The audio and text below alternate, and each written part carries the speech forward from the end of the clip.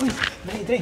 Pwede ka ba mag-second AC bukas? Hindi pwede si Andrea. Ano ba yan? Last minute? Bakit daw?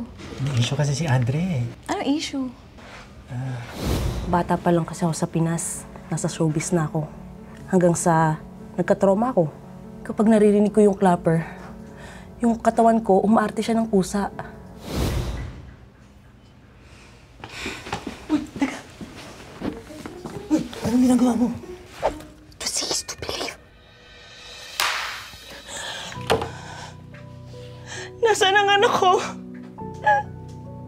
Ibalik niyo sa akin yung anak ko. Cut! Bakit ka nag-cut? Bumabalik lang ako sa normal kapag naririnig ko yung cut.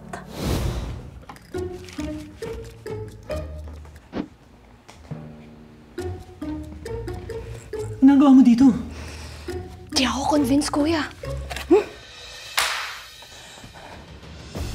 Ang hustisya na matagal na nating inaasam, nasaan?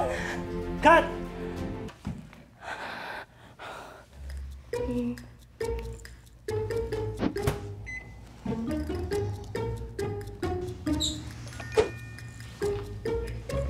Pwede ba itigil mo na yan? Hindi. May plans ako bukas. Di pa rin ako naniniwala.